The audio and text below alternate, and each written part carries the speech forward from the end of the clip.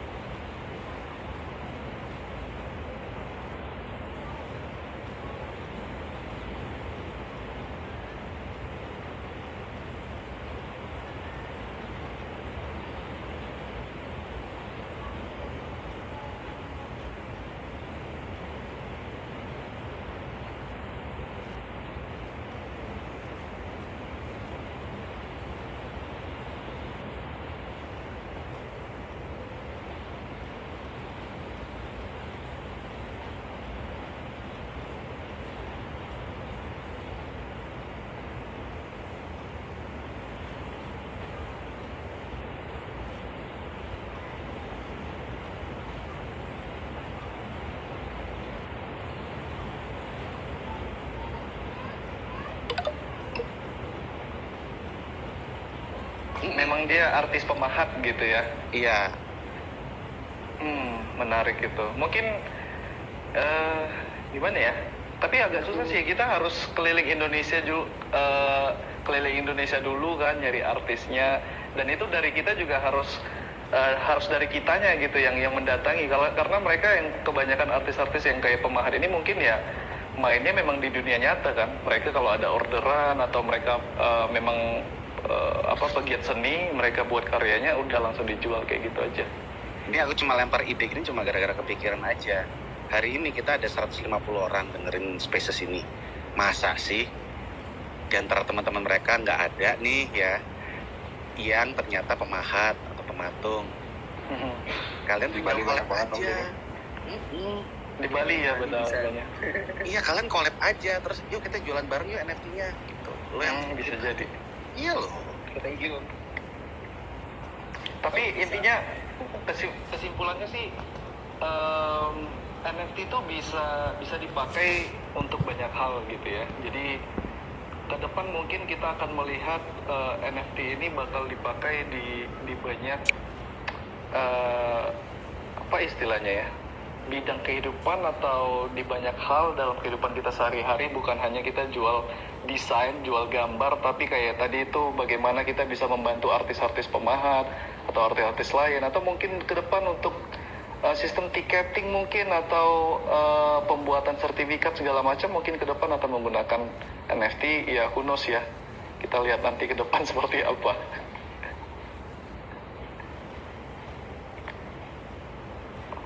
Oke, sunyi senyap nih. Oke, Om Diki gimana? Siap Om, makasih sudah Siap. terbuka pemikiran ke depan. Siap. Ya. Good luck ya, dan jangan lupa join ke ini kita, ke Ghost Bestie. Ya, udah Om, udah join juga ke ini. Oke, siap. Oke. Satu pertanyaan lagi ya. Next, satu pertanyaan lagi. Siapa Ada nih? request dari Oke. Mas. Oke. Saya undang dulu di speaker.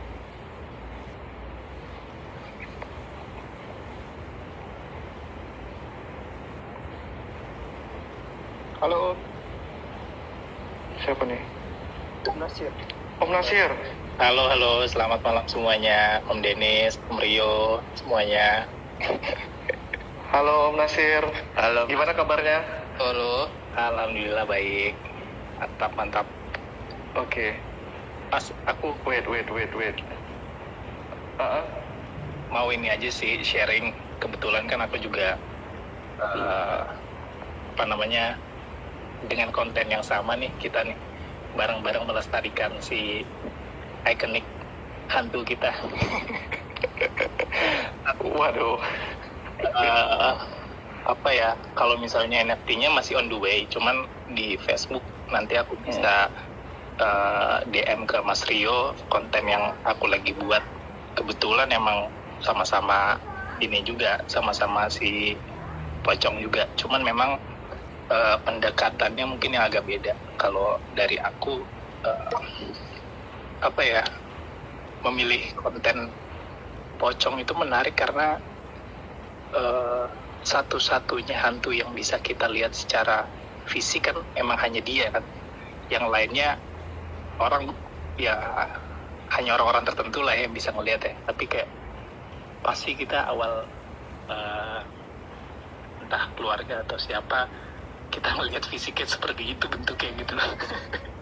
Ini yang menarik sih, makanya konten horor yang bertajuk perpocongan ini emang menarik banget sih, dan kayaknya long lasting ya, kayaknya. Nah, aku ngelihat dari perspektif ya Ghost Bestie ini juga menarik banget. Mungkin kita bisa kolaborasi yang dimana tuh harapannya ya bisa multi platform juga di banyak tempat. Aku sih mikir lagi bikin si ininya Mas, sandbox ya, dari 3D-an nih. Makanya pas ngelihat gambarnya Ghost Bestie yang pixel art ini, wah menarik banget nih. Cuman memang aku buka pembicaraan aja sih, mungkin perspektifku agak salah ya. Coba aku DM dulu Mas Rio. Wah, aku nggak bisa DM ya. Soalnya di IG Mas, ini konten aku. Perpocongan juga. Sorry, aku tadi keputus.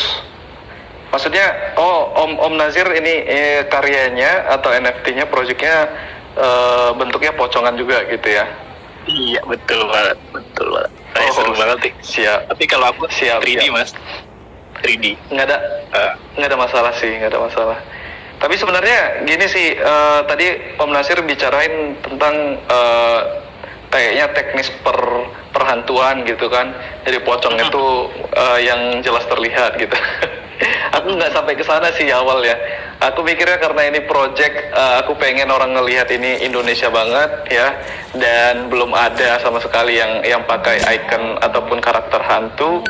Ya, jadi aku pakai karakter hantu aja deh gitu. Dan yang paling ikonik untuk lokal Indonesia kayaknya pocong gitu. Kalau yang lain kan kalau di Mesir atau di mana itu kan mumi gitu. Nah, kalau lokal Iya, iya. Indonesia kayaknya si Poci gitu sih. Cuman kalau misalnya Betulnya ya mas ya. gimana? Iya, lanjut mas. Cuman kalau tadi Om Nasir mau kirim apa, mau kirim karya atau apa, nggak apa-apa di DM, nanti coba aku cari. Ini sih apa namanya, aku udah lama riset perhantu-hantuan sampai aku mau minta orang untuk ngebukain mata batin aku supaya bisa Waduh. ngobrol nih sama si makhluk ini. Iya, serius mas, itu tahun 2014 aku bener-bener pengen ngerasain experience ya, karena kan dari konten yang aku berantem-beranteman hantu, dan ternyata menurut aku aduh fantasi begini udah cukup lah. Nah, akhirnya aku merubah perspektif bahwa si hantu ini ya, yang memang secara physically kita bisa lihat gitu ya, nggak kayak yang lain-lain yang perlu unlock dulu lah baru kita bisa lihat. Nah, makanya aku mikir ya, gimana kalau si yang karakter aku ini, yang si pocong juga ininya, itu bisa apa ya, ini memang multi tafsir ya, bisa orang terima atau enggak ya. Cuman aku ajak diskusi temanku juga akhirnya sedikit agak clash juga gitu loh. Kayak ibaratnya aku sempet tanya ke mereka, lo pernah kepikiran gak sih saat lo, atau ibaratnya ketika lo dihadapin sebuah kematian gitu loh. Akhirnya aku mikir emang sedikit agak berat ya, cuman ini lebih ke riset aku yang aku sempat pelajari ya.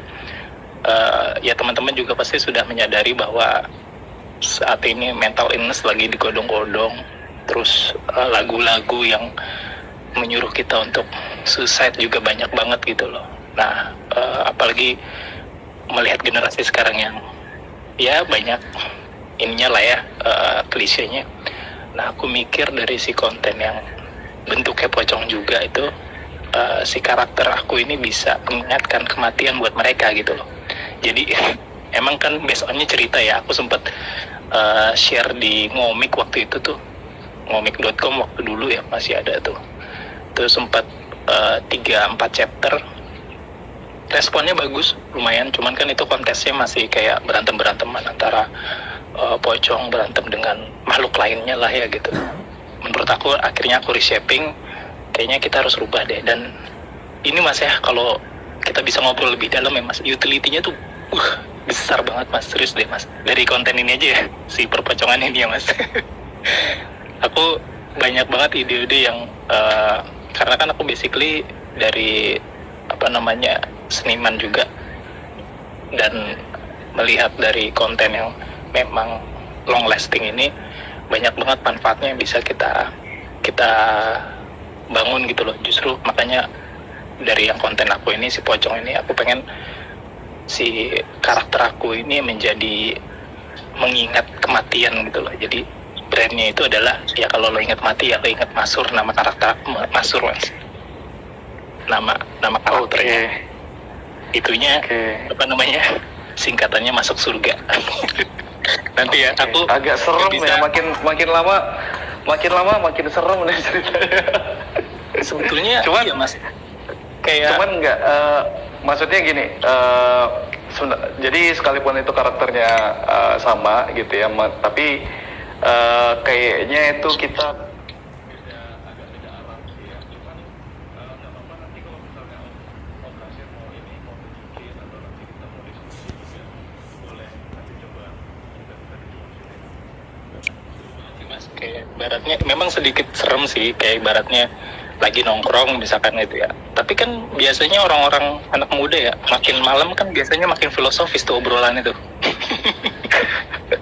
Jadi kadang aku suka ngelemparin pertanyaan kayak apa sih yang ngebuat lo terus hidup gitu lo, terus pengen hidup, terus ada value-value yang mereka bisa sharing ke kita. Dan aku sih kepikiran bahwa karena itu yang jadi barrier aku, Mas Rio, kayak gimana caranya aku nyampein pesan-pesan bersyukur, terus juga kita harus tetap hidup tapi dengan konten yang lucu gitu. Makanya aku nggak bisa share di sini ya, ininya ya, link nggak bisa nulis juga. Tapi kalau teman-teman mau cari tahu di Instagram tuh ada namanya Long Life Dead, live-nya tuh pakai LYFE, Long Life Dead _ Nah itu konten yang emang aku mau buat 3D lucu-lucu juga. Nah itu emang ya bisa di ini sih Mas, bisa di jauh, bahkan aku kepikiran tuh bikin apps-nya. Itu nanti mungkin kita bisa share lebih dalam sih Mas untuk utility-nya apa aja yang bisa kita bangun dari, karena kan aku ngeliatnya juga Ghost Bestie ini dari Mas Rio bikin karakternya pocong juga nih, seru nih kayaknya kalau kita bisa ngeramain bareng-bareng gitu. Karena justru konten-konten kan Faza juga bikin juga tuh Chongki kan, banyak sekali yang bisa kita bikin kayak multiverse-nya karakter-karakter yang membawa konten si Chongki ini, kayak seru banget tuh. Soalnya aku kayak jadi positif positif impact yang dimana orang tuh ngelihat hantu nggak takut gitu loh. Karena dari desain-desain Ghost Bestie juga justru jadinya juga seru gitu loh. Jadi bukan yang bikin nakut-nakutin tapi justru ya bikin ngeramein. Karena aku lihat ya Mas ya, sebetulnya di OpenSea itu udah banyak Mas. Kalau aku searching pocong tuh banyak banget sampai ya, tapi kembali lagi kayak mereka bikin ya untuk hype dan nggak build up community-nya, dan juga utility-nya juga kita nggak tahu gitu loh. Jadi ya jadi kolase aja di OpenSea. Makanya pas aku lihat Mas Rio bikin juga, mantap nih, seru deh. Gitu sih Mas, nanti mungkin kita bisa share Mas. Thank you. Siap. BTW Om Nasir nanti gabung join aja ke ini, ke Discord kita kan. Di Discord-nya. Nanti di situ Iya, bisa. udah. Udah ya. Oke. Nanti di situ bisa coba ini kan. Karena di situ kan kita ada ruang diskusi untuk bebas aja gitu kan, untuk ghost talk gitu. Jadi mau ngomong apa aja gitu, atau minta pendapat sama yang lain juga boleh. Mana tahu, siapa tahu di situ juga ada yang interest ke project Mas gitu, bisa jadi intim gitu kan, malah bagus juga kan.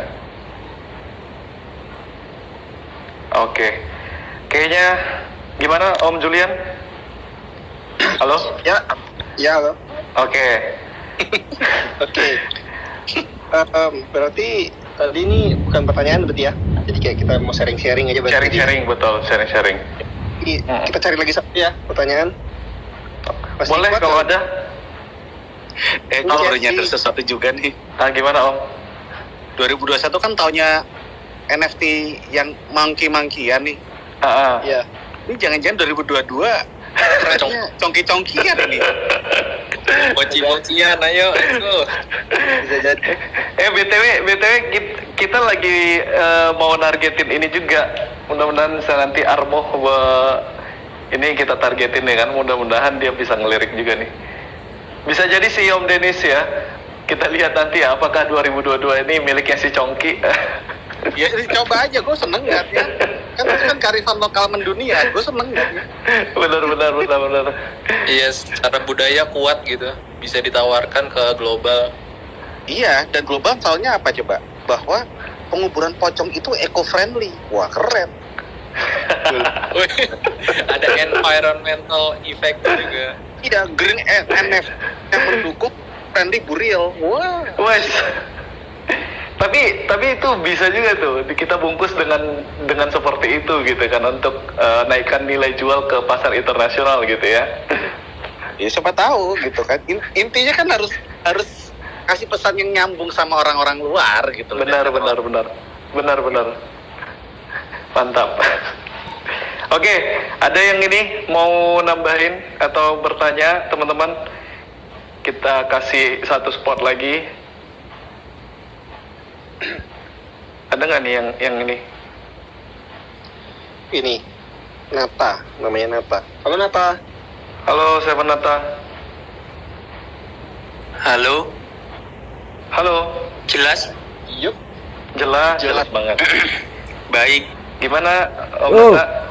Jadi saya kan itu ya, kayak anak bau kencur, anak kemarin sore di NFT gini. Waduh, oke, sama-sama belajar kita. Saya kan mau bertanya, untuk awal-awal itu lebih baik jadi kayak apa, kolektor atau langsung buat NFT. Nah, NFT-nya tuh harus ada kayak project-nya atau gambar biasa nanti langsung dimasukin ke OpenSea gitu langsung dijual. Itu lebih baik itu yang mana ya? Kan saya juga buat Twitter ini juga baru buat apa ini? Buat NFT ini. Oke. Kalau menurut aku sih Om Nata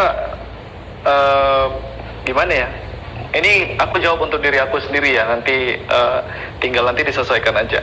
Kalau aku sendiri sih karena aku tadi pengen mengenal NFT, dunia NFT seperti apa, dan kalau aku jual NFT juga aku juga harus tahu punya pengetahuan di situ kan. Nah, makanya aku nyemplung sebagai orang nyebutnya flippers lah atau investor atau kolektor lah. Nah, aku nyemplung dulu tuh untuk merasakan vibe-nya seperti apa, prosesnya seperti apa gitu. Karena ketika aku jual langsung tanpa aku tahu rasanya itu beli sebuah NFT, mungkin aku nggak bakal tahu tuh NFT ku kenapa nggak dibeli orang ya gitu. Nah, jadi aku di awal terjun dulu sih sebagai sebagai seorang pembeli gitu, pembeli. Mungkin itu dari aku, dari Om Julian, Om Dennis, Om Gozali. Aku sih emang harus ya. Jadi awalnya aku juga pengen jadi kreator dulu kan. Tapi aku mikirnya kayak gini sih. Sebelum aku menjadi kreator, jadi aku berpikir kayak kalau aku jadi buyer, perspektifku harus kayak gimana sih. Jadi makanya dari itu aku coba dulu kayak beli NFT, terus rasain vibes community-nya. Terus ternyata kayak gini, terus build up networking juga di sana bisa. Benar. Nah, dari sana kalau misalkan sudah bisa ngumpulin teman, terus kalian mungkin bisa diajak ngobrol, atau kalian misalkan artis, nanti kalian juga bisa collab di sana, atau bisa jual NFT kalian atau segala macam. Sebenarnya bisa banyak yang dilakuin dari beli NFT gitu. Jadi kalau aku personal sih, aku kayak coba nyemplung ke komunitas gitulah. Gitu. Dan nggak harus ini ya, kalau sebagai pembeli kan ya nggak harus punya modal banyak. Tadi Om Dennis di awal udah cerita kan, kita bisa ada banyak pilihan layer 1 atau blockchain ya. Teman-teman bisa main di Solana atau di Tejos. Nah, itu jadi kayak Om Dennis di awal, mungkin Om Nata nggak ikut dari awal gitu kan.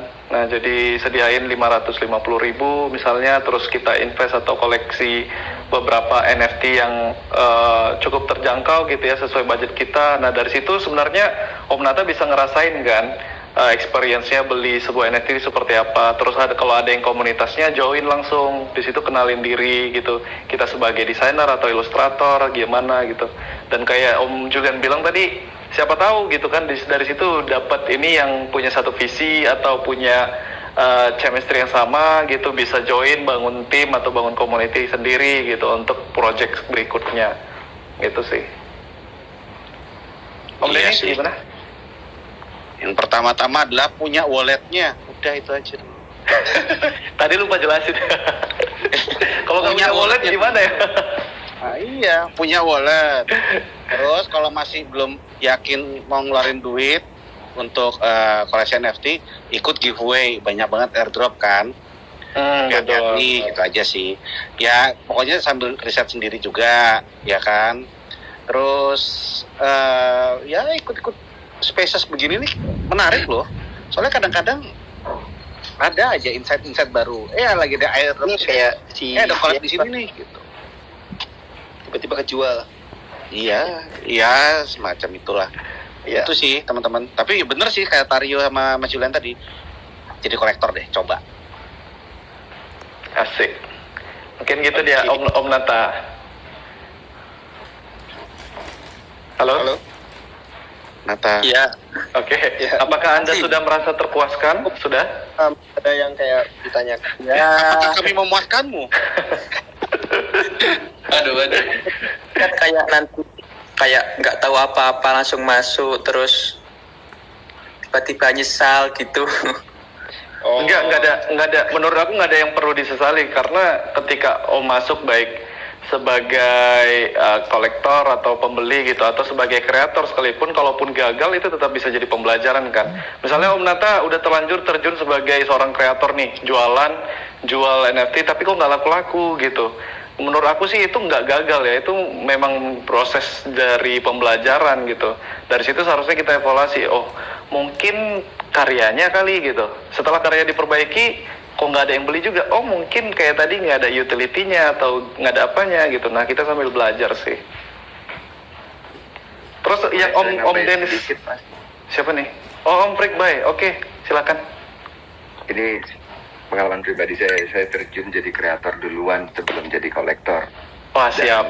Dan pada akhirnya jadinya apa yang saya kerjain kurang optimal karena ilmunya kurang gitu loh. Itu sih Menarik. lebih ke sana. Jadi Sama sini saya juga. terjun ke kreator duluan, sok-sok tahu gitu loh, ibaratnya awal-awal coba belajar dari YouTube terus coba jualan, ya ada sih yang laku lumayan gitu, tapi saya ngerasa ini kurang optimal karena ilmunya kurang banget, dan makanya sekarang saya lagi kayak mau coba jadi kolektor untuk saya kembangin lagi ilmu tentang NFT ini seperti apa yang bakal saya aplikasikan ke project yang saya jalan sekarang biar kedepannya makin bagus lagi. Jadi bener sih lebih baik jadi kolektor dulu biar tahu dulu nyemplung. Udah ngalamin soalnya. Siap, mantap. Gitu ya, Om Nata ya.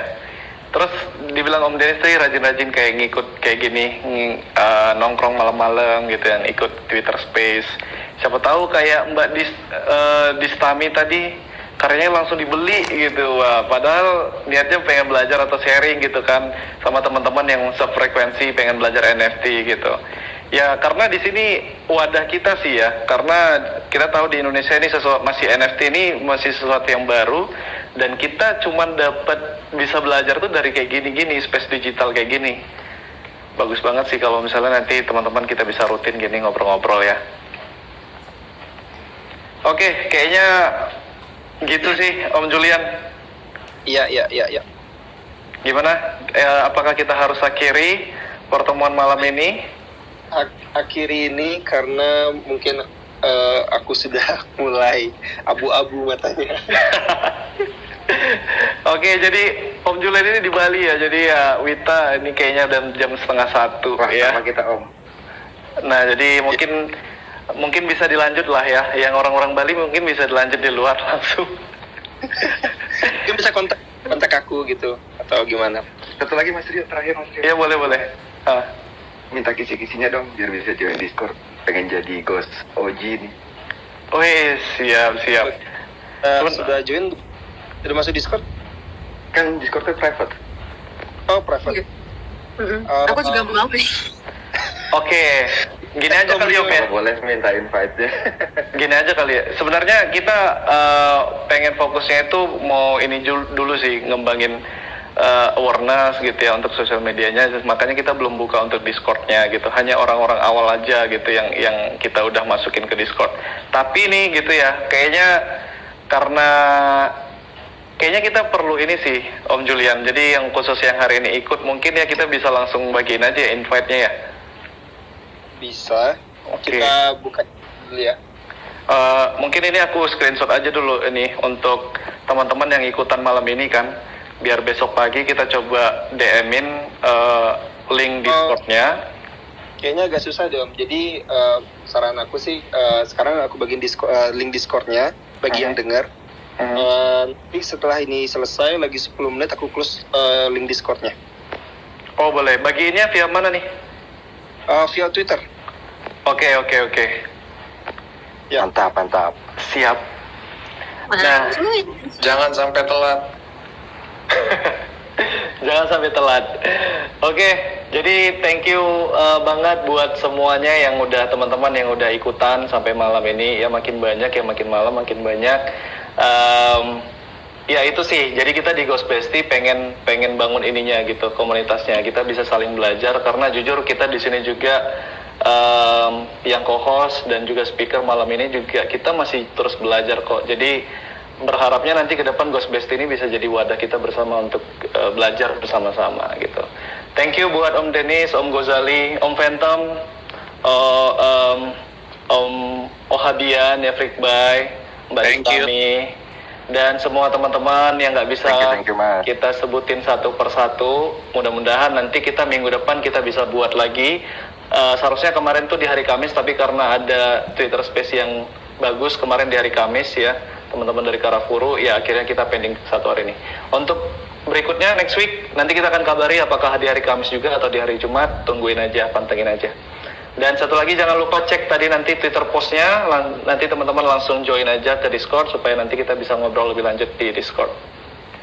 Oke, dari Om Julian ada lagi mau penutup Om Dennis? Jadi mungkin dari aku ya sedikit aja sih.